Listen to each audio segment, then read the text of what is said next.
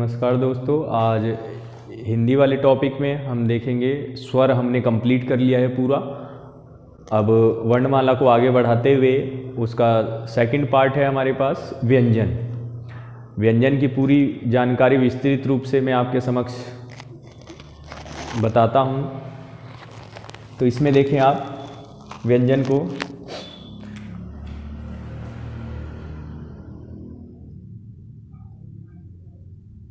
व्यंजन, पहली बात कि व्यंजन है क्या, ठीक है। तो व्यंजन कभी भी अकेले नहीं बोले जाते, व्यंजन स्वरों की सहायता से ही बोले जाते हैं, ठीक है। तो इसमें देखें हमारे पास प्रथम वर्ग है क, ख, ग, घ और अंग। च, छ,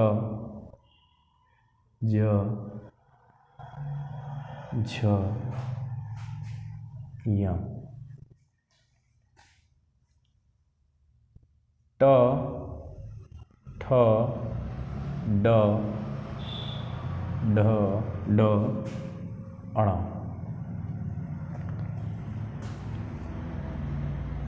त, थ, द, ध, न, प, फ, ब, भ, म, ठीक है। अगला य, र, ल, व, स,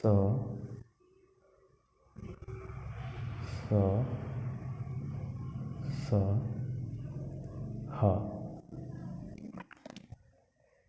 बाकी हमारे पास हिंदी में 4 और वर्ण लिए गए हैं। उनका है अक्ष, त्र, ज्ञ, ठीक है। एक की अलग से मान्यता है स्र।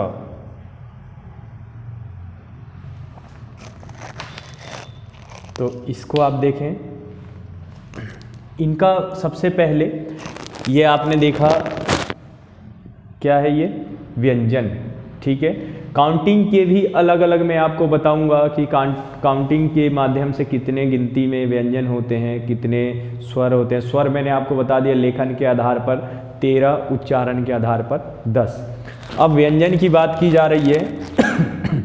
इनका नामकरण देखें, इनको बोला जाता है, इन 5 को स्पर्शी व्यंजन। क्या बोला जाता है? स्पर्शी व्यंजन,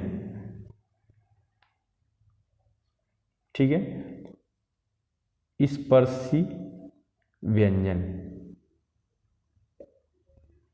या वर्गीय व्यंजन। वर्गीय व्यंजन क्यों? क्योंकि ये 5 ऐसे में हैं और 5 ही ऐसे में हैं। 2, 4, 5 और 5 ऐसे में, तो 25 हो गए। कितने? 25 होते हैं वर्गीय व्यंजन या स्पर्शीय व्यंजन, ठीक है। वर्गीय व्यंजन क्यों कहा जाता है? क्योंकि 5 का ये वर्ग है। स्पर्शी व्यंजन क्यों कहा जाता है? क्योंकि ये प्रत्येक लाइन जो आपको दिख रही है वो कहीं ना कहीं किसी मुंह के पार्ट को स्पर्श कर कर ही निकलती है, तो इसलिए उसे बोला जाता है स्पर्शीय व्यंजन। तो उच्चारण स्थान के आधार पर इनका भी हम वर्गीकरण करते हैं। तो वैसे मूलतः 6 तरीके से इनका वर्गीकरण किया जाता है। फिर भी आप देखें इसको, पहला है हमारे पास, इसे बोला जाता है कंठ वर्ग। कंठ वर्ग। सेकंड वाले को बोला जाता है तालु या तालव्य। तालव्य वर्ग। तीसरे वाले को बोला जाता है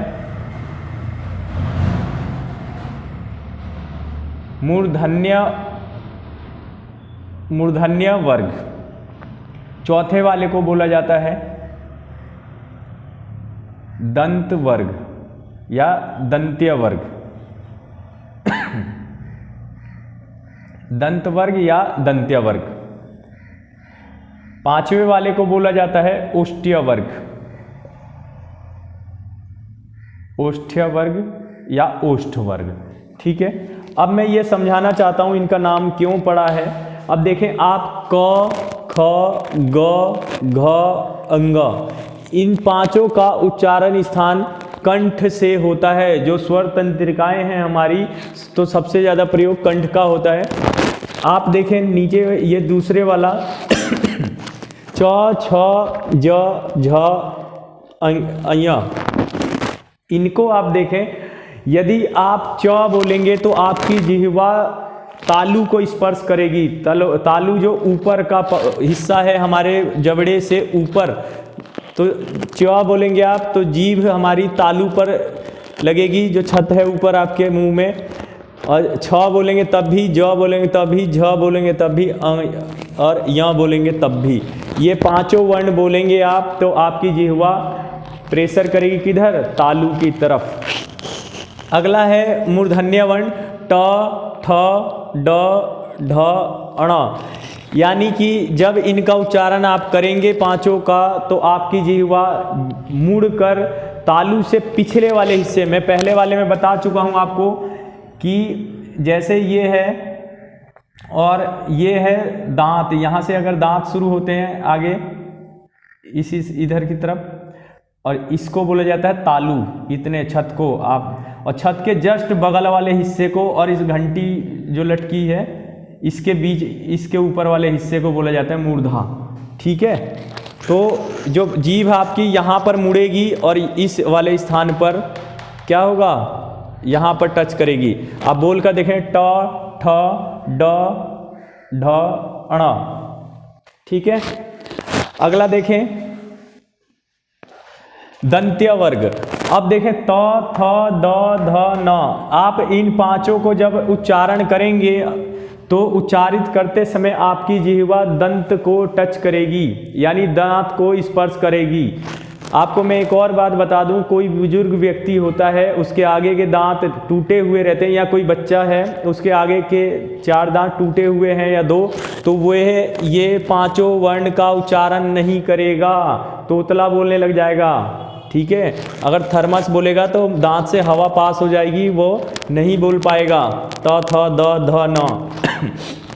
वैसे ही है अगला ओष्ठ्य वर्ग प, फ, ब, भ, म। यानी कि इन पांचों का उच्चारण आप करेंगे तो उच्चारण करते समय आपके होठों का रोल होगा इन पांचों में। यानी कि जिस व्यक्ति के होठ बिना होठ हिलाए कोई ऐसा व्यक्ति नहीं होगा जो इसको बोल दे। आप प्रैक्टिस करके देखें, आप अपने होठों को ना हिलाएं और प, फ, ब, भ, म बोलने का प्रयास करें, कभी नहीं बोल पाएंगे आप। तो किसी बच्चे का अगर ऑपरेशन या कोई चोट के कारण अगर होठ में डिफेक्ट है तो वो इन वर्णों का उच्चारण नहीं कर पाएगा, शुद्ध रूप से नहीं कर पाएगा। ठीक है, तो इनका नाम मैंने बताया आपको कि वर्गीय क्यों बोला जाता है, स्पर्शी क्यों बोला जाता है। तो ये पांचों का 25 है ये। ठीक है, अगला मैं इनको बताऊं आपको। हमारे पास 2 पॉइंट और हैं, इनके दूसरे रूप इन दोनों के, तो इनको मैं बाहर दिखाना चाहूँगा। ड के नीचे बिंदी लगी हुई और ढ के नीचे बिंदी लगी हुई, तो इनका नाम है दोनों का द्विगुण व्यंजन। द्विगुण या उत्क्षिप्त। और 31 अक्टूबर वाले में ये पूछे भी गए हैं कि द्विगुण व्यंजनों की संख्या कितनी है, तो 2 है। या उत्क्षिप्त व्यंजनों की संख्या कितनी है, 2 है, ड और ढ। दूसरा मैं आपको बताना चाहता हूं, हमारे पास ये 5 हैं इधर वाले,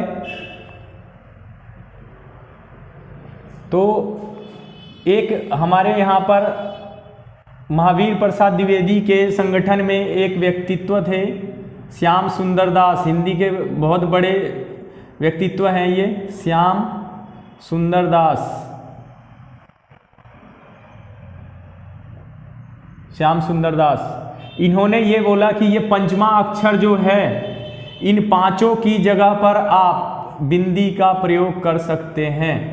ठीक है, और वैसे ये व्यंजन संधि में आपको देखने को मिलेगा, यानी कि आप बिंदी कहाँ पर लगाएंगे और ये किसकी बिंदी है, ये मैं आपको अगर सिखाने का प्रयास करूं तो मैं यही बताता हूं 2 मिनट का टाइम लेकर कि देखें, अगर हमारे पास ऐसे लिखा रहता है गंदा, तो आप ऐसे गंदा लिख सकते हैं और गंदा ऐसे भी लिख सकते हैं। ठीक है, शुद्धिकरण के हिसाब से ये गलत हो जाएगा और ये सही हो जाएगा।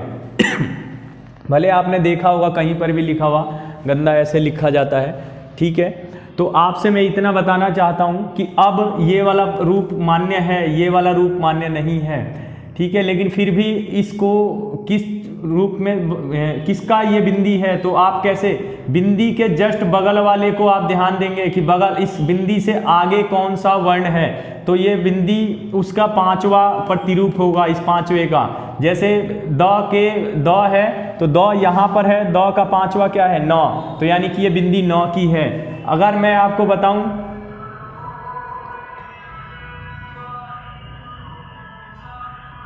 गंगा,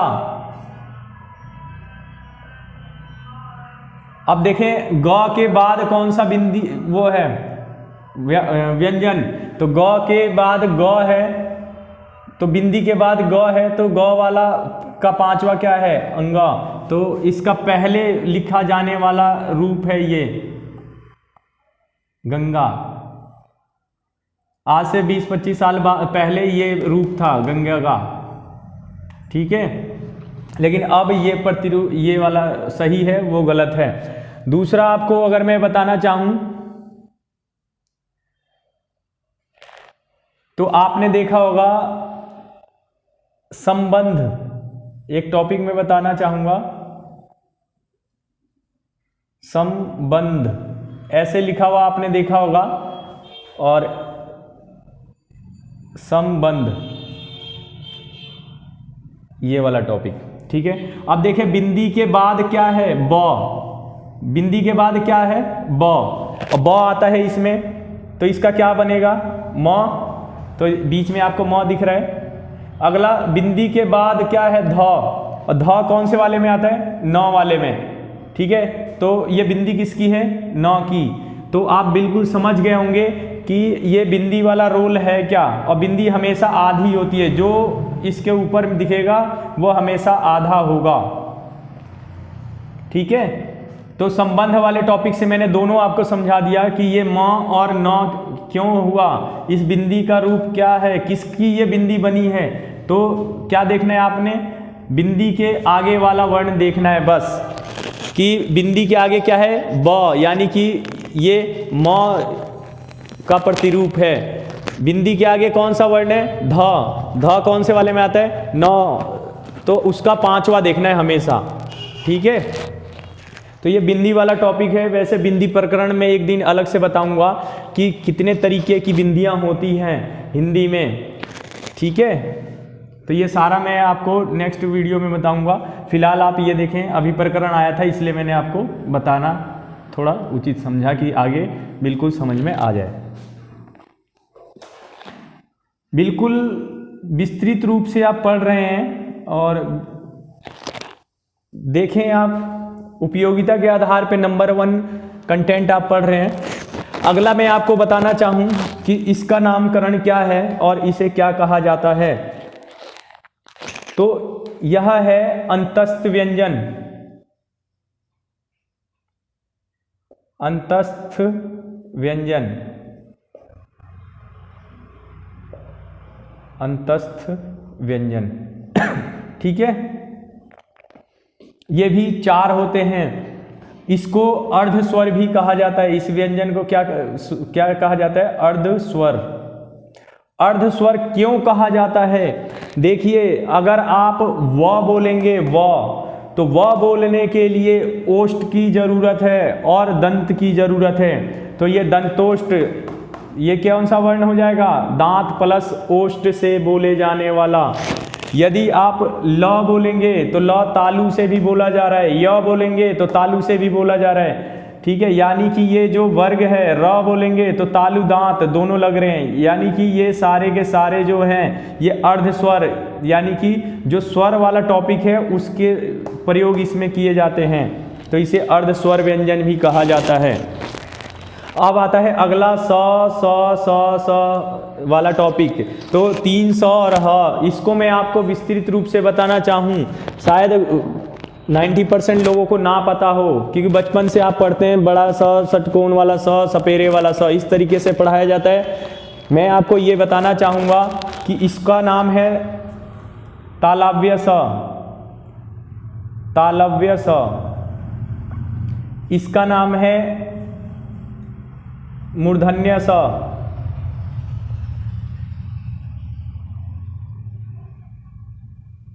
मूर्धन्य स, इसका नाम है दंत्य स।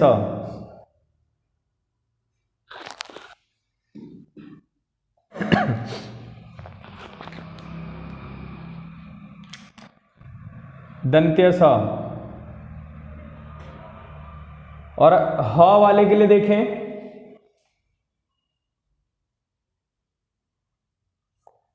इसको बोला जाता है स्वरीय स्वर, स्वरीय व्यंजन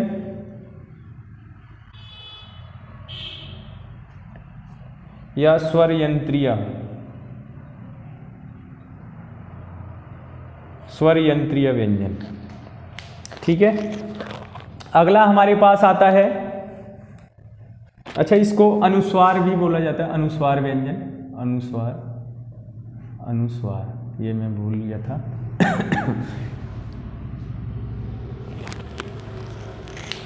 अगला मैं आपको बताना चाहता हूं एक और पॉइंट, तो इसके लिए तीनों का अलग अलग हो गया, लेकिन इस पूरे को क्या कहा जाता है? इस पूरे को, इस पूरे को क्या कहा जाता है? ये तो सिंगल सिंगल है, अकेला अकेला, इसका अकेला नाम है, ये इसका अकेला नाम है, इसका अकेला नाम है, लेकिन चारों का इकट्ठा नाम क्या है? तो इन चारों का इकट्ठा नाम है आपका ऊष्मीय व्यंजन या ऊष्म व्यंजन। अब ऊष्म व्यंजन क्यों कहा जाता है? देखें, जब हम इन चारों का उच्चारण करते हैं, तालव्य स का, मूर्धन्य स का और दंत्य स का या ह का उच्चारण करते हैं, तो हमारे मुंह में घर्षण बल सबसे ज़्यादा उत्पन्न होता है, जिससे ऊष्मा पैदा होती है। मतलब कि रगड़ खाते हुए ये निकलते हैं चारों तरफ मुंह के अंदर, तो इनका नाम क्या रखा गया है? ऊष्मीय व्यंजन। आप बोल कर देखें इन चारों को, और आप मुंह के आगे हाथ लगा कर देखें, सबसे ज़्यादा हिट इनके बोलने के समय आएगी। आप श बोलेंगे तब, श बोलेंगे तब, और स बोलेंगे तब, ह बोलेंगे तब, तो सबसे ज़्यादा ऊष्मा आपके मुंह में इन चारों को उच्चारण करने के दौरान उत्पन्न होती है, इसलिए आप इनको क्या बोलते हैं? ऊष्मीय व्यंजन। अगला हमारे पास 4 संयुक्त व्यंजन है। इन चारों को मैं आपको बताना चाहूँगा कि इनका नाम क्या है। इनका नाम है संयुक्त व्यंजन।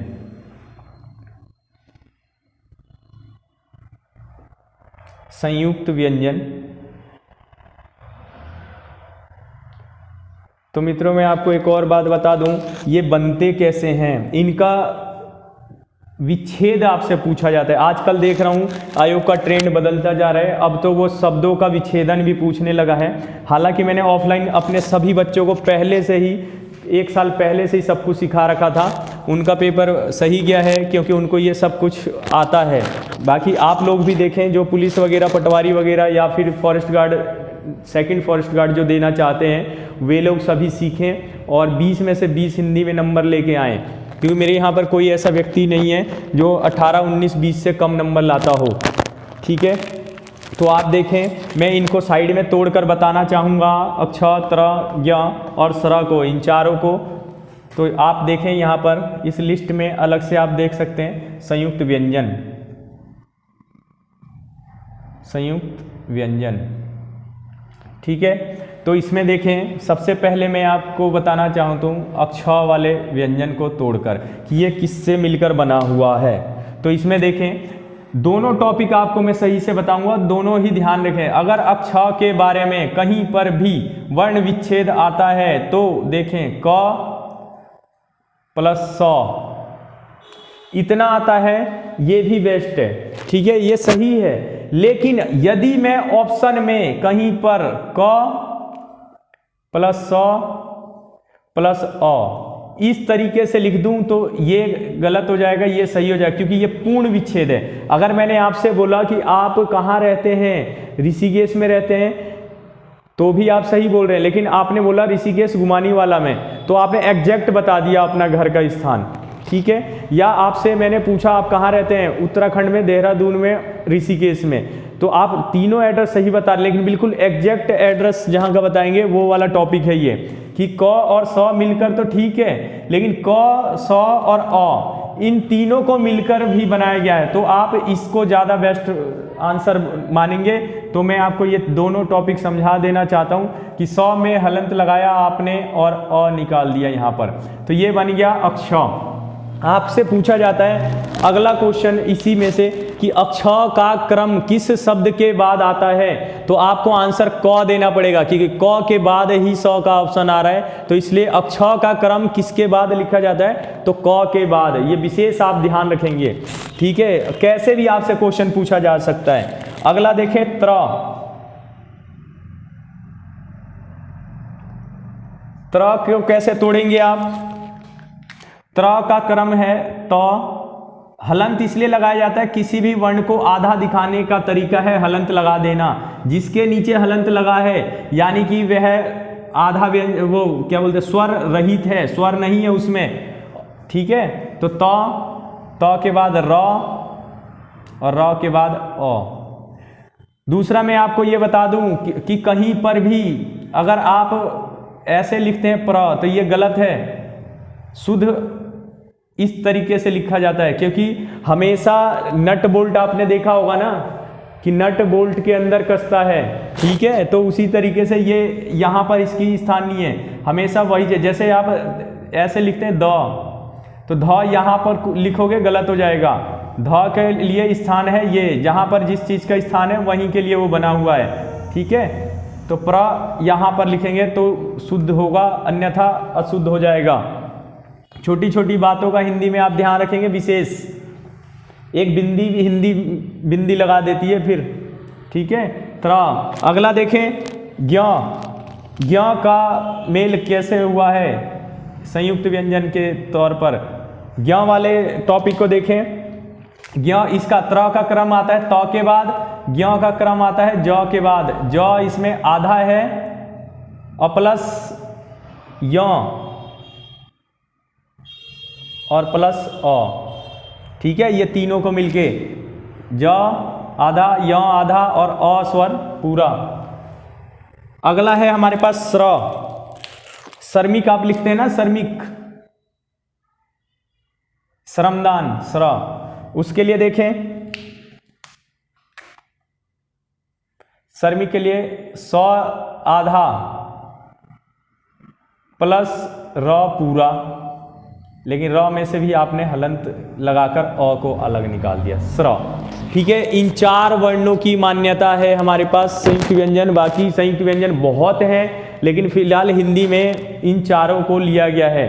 ठीक है, अगला मैं अब काउंटिंग के ऊपर आपसे बताना चाहूँ कि कितने व्यंजन हैं। तो आप देखें 25 ये हो गए, 25 और 8 33, 34, 35, 36, 37 व्यंजन ये हो गए। ठीक है, पूरे कितने हो गए 37 और 2 ये हो गए 37 और 2 39।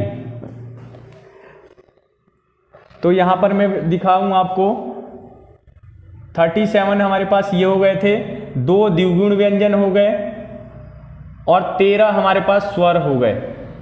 जोड़े 7, 5, 12, 2, 7 और 5, 12 का 2, 1, 3, 4, 5, 52। ठीक है, अगला एक टॉपिक मैं आपको अलग से बताना चाहता हूं। ये बातें समझ में आ रही है आप लोगों को?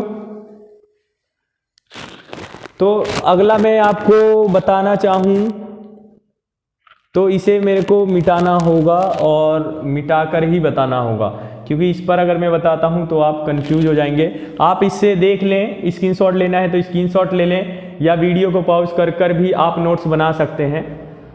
ठीक है, तो अगला टॉपिक मैं बताना चाहूँगा इसी पर, इन्हें मैं मिटाना चाह रहा हूँ।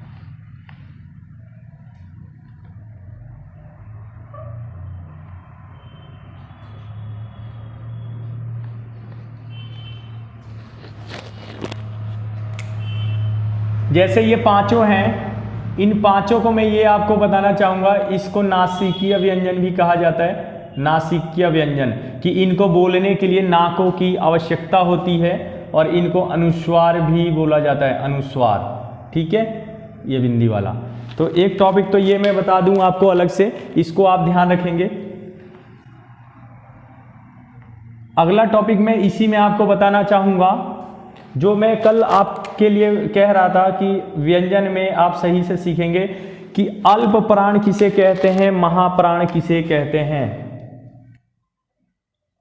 अल्प प्राण है जगह उधर, देखें टॉपिक है आपका अल्प प्राण, महाप्राण।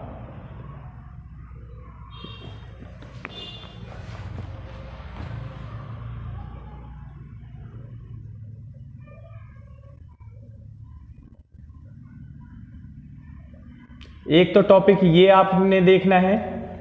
ठीक है, तो इसका प्रतिरूप मैं यहीं लिख देता हूं, ड और ढ दोनों ही याद करेंगे आप इसमें। ठीक है, और ये है य र ल व तलावे स मूर्धन्य स दंते स ह। सबसे पहले मैं आज आपको बताता हूँ अल्प प्राण महाप्राण। तो सबसे पहले परिभाषा में आपको बताऊं कि अल्प प्राण यदि किसी भी वर्ण को उच्चारित करने में मुख द्वार से निकला हुआ वायु कम निकले तो अल्प प्राण, ज़्यादा निकले तो महाप्राण। यही दोनों की परिभाषा है। कम वायु निकले तो अल्प प्राण, ज़्यादा वायु निकले तो महाप्राण। आपको रटना नहीं है, सिर्फ समझना है। देखें, फर्स्ट वाला है अल्प प्राण, सेकंड है महाप्राण। ठीक है, थर्ड है अल्प प्राण, फिर है महाप्राण।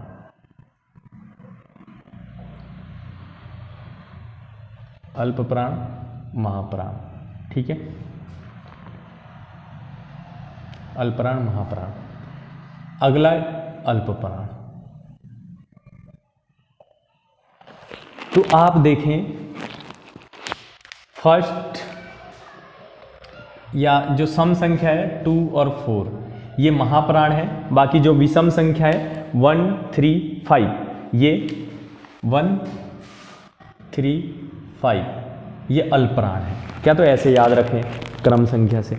ठीक है, दूसरी बात मैं बताऊं कि अल्पप्राण क बोलेंगे और ख बोलेंगे, ग घ अंग, च छ ज झ। तो इन दोनों को बोलने में हमारे मुख से वायु ज़्यादा निकल रही है। मुख द्वार से क्या हो रहा है, वायु का निर्गमन ज़्यादा हो रहा है, जो निकल रही है वायु वो ज़्यादा। ठीक है, तो वैसे ही ट थ ड ढ अण, त थ द ध तो दोनों में बोलेंगे आप, हल्का हल्का का फर्क है। तो ये सारे टॉपिक इसमें आ जाएंगे आपके, अल्पप्राण और महाप्राण। ठीक है, अगला मैं आपको बताना चाहूँ इनके लिए, तो ये अल्पप्राण है, अल्पप्राण, और ये वाला वर्ग जो है ऊष्म वाला ये महाप्राण है, महाप्राण। ठीक है, दूसरा टॉपिक इसी मैटर पे मैं आपको एक टॉपिक, ये ऐसे ही सेम बिल्कुल इसी तरीके से लिखें। ठीक है, अगला टॉपिक मैं आपको बताना चाहूं, इसको मैं हटा दूं। एक होता है सघोष या घोष, जो कल स्वर में मैं आपसे बात कर रहा था, और दूसरा होता है अघोष, अघोष। ठीक है, तो इसमें आप देखें सबसे पहला और दूसरा, इन दोनों के लिए, इसको हटा ही देता हूं वरना कंफ्यूज होगा आपके माइंड में, आप लिख लिए होंगे।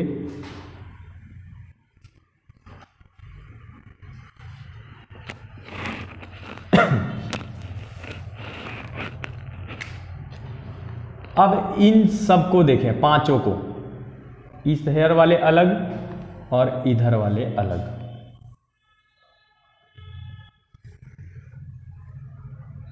ठीक है, तो देखें सबसे पहले अघोष और सेकंड पे सघोष या घोष।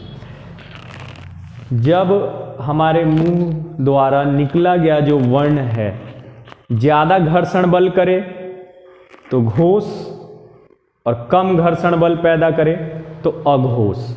ठीक है, इसमें कम घर्षण बल, घर्षण,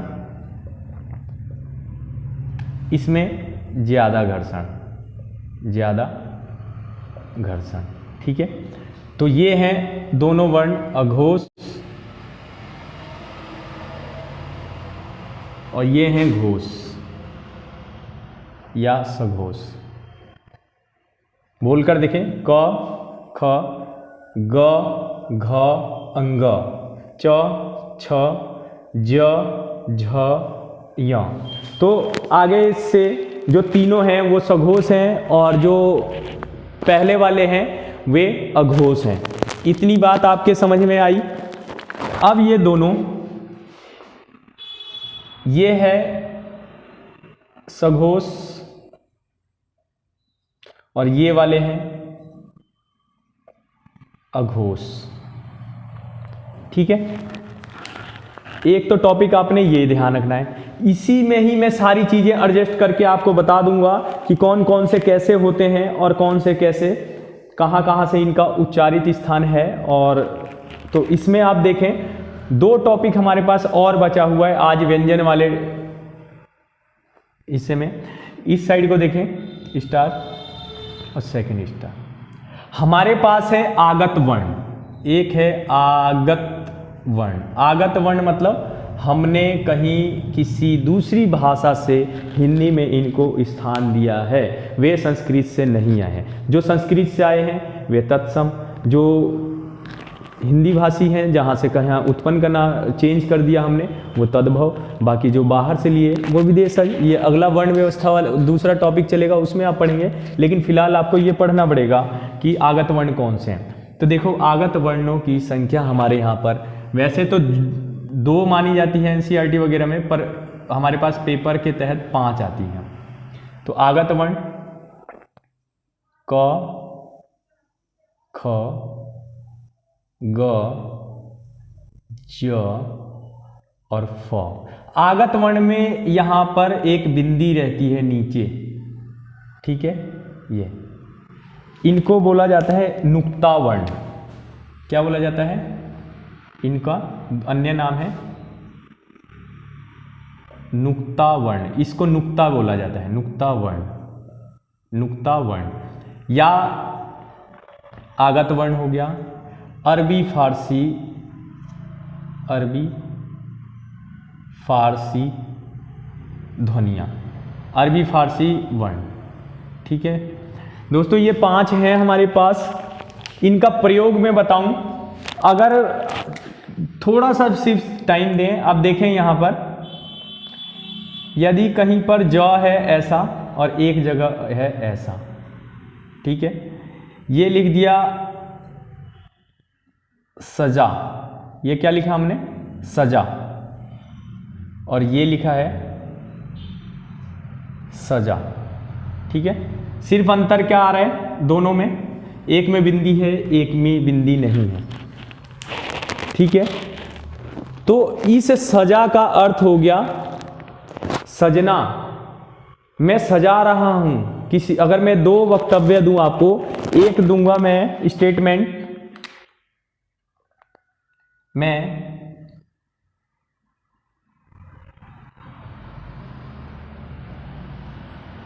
रोहित को सजा रहा हूं, ठीक है, मैं रोहित को सजा रहा हूं। सेकंड में देता हूं, मैं रोहित को सजा दे रहा हूं, सजा दे रहा हूं, ठीक है। तो इस सजा का मतलब हो गया मैं उसे सजा रहा हूं, तैयार कर रहा हूं, ठीक है। और इस बिंदी वाले सजा का मतलब हो गया मैं उसे दंड दे रहा हूं, पनिशमेंट दे रहा हूं, ठीक है। तो बिंदी लगाने से ही कितना अर्थ का अनर्थ हो गया, आप देख सकते हैं कि एक बिंदी प्रकरण से ही कितना अर्थ। अगला मैं उदाहरण देना चाहूं, जैसे बाग और एक है बाग, ठीक है। इस बाग का मतलब हो गया घोड़े की लगाम, जो कसता है साइडों में, घोड़े की लगाम, घोड़े की लगाम। इस बाग का मतलब हो गया बगीचा। सिर्फ बिंदी लगा देने से ही अर्थ का अनर्थ हो जा रहा है, चेंज हो जा रहा है पूरा अर्थ, ठीक है। बहुत सारे शब्द हैं, जैसे और मैं बताना चाहूँ आपको, खाना और एक है खाना। अब बताएं, इस खाना का अर्थ हो गया भोजन, इस खाना का अर्थ हो गया अलमारी वाला खाना, अलमारी वाला खाना। एक से अलमारी वाला खाना, ठीक है। तो दोस्तों ये बिंदी वाले वर्ण हैं जो आगत वर्ण हैं, ये भी आप ध्यान रखें इन चीज़ों का, और आप नोट कर लें या स्क्रीनशॉट वगैरह भी ले सकते हैं, सीख सकते हैं इसको, ठीक है।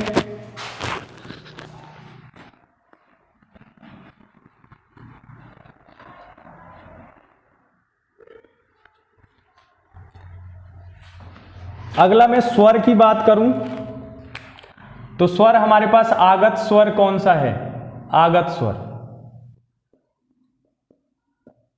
आगत स्वर है हमारे पास ये वाला ओ, ठीक है।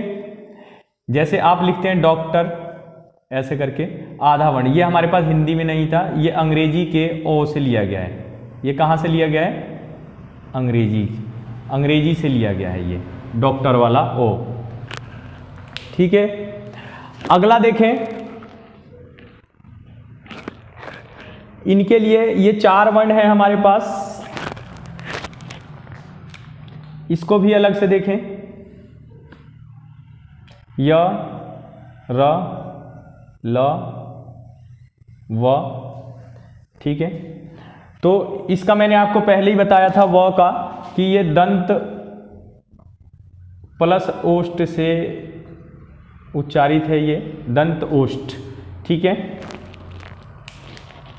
इसका उच्चारण स्थान को बोला जाता है वत्स्य से, वत्स्य वर्ण दंत प्लस मसूड़ा, जहां दंत और मसूड़ा के स्थान से जो उच्चारित किए जाते हैं उन्हें वत्स्य वर्ण कहा जाता है। और वत्स्य वर्ण हमारे पास हैं स और र और ल, ठीक है।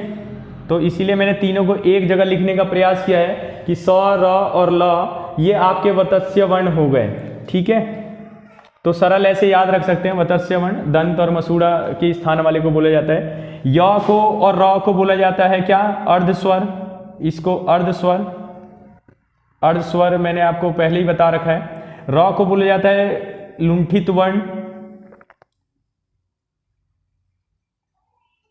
लुंठित वर्ण की जीभ टेढ़ी हो और फिर धड़ल्ले से एकदम से, इसको बोला जाता है पार्श्विक वर्ण,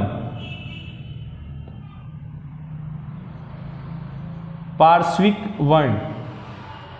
ठीक है, और वह वाले के लिए वैसे मैंने बता दिया है आपके लिए कि ऊपर का दंतोष्ठ वाला टॉपिक ये लिख ही दिया है मैंने कि दांत और ओष्ठ वाला, कि निचला ओष्ठ ऐसे लिख सकते हैं कि निचला ओष्ठ, या दांत प्लस ओष्ठ भी याद रखेंगे, पेपर में ये फॉरेस्ट वाले में पूछ भी लिया गया है। पीछे यहाँ मैंने स्टार लगा दिया है, यहाँ पर लिख दिया है मैंने इसको। ठीक है, स्टार का मतलब जो ये है यहाँ ये आपको दिया गया है।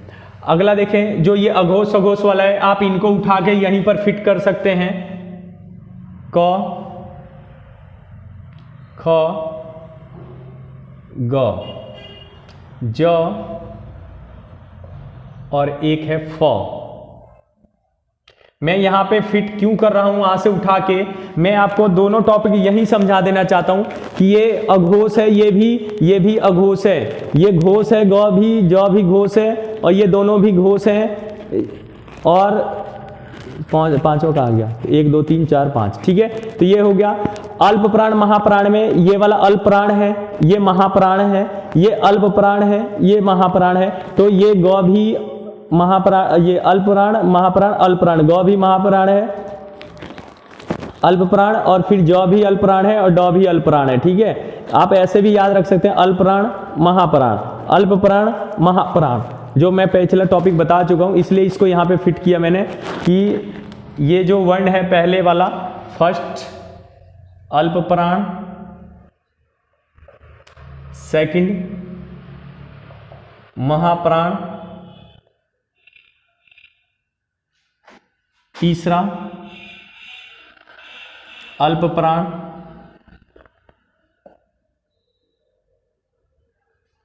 फिर महाप्राण, और लास्ट अल्प प्राण।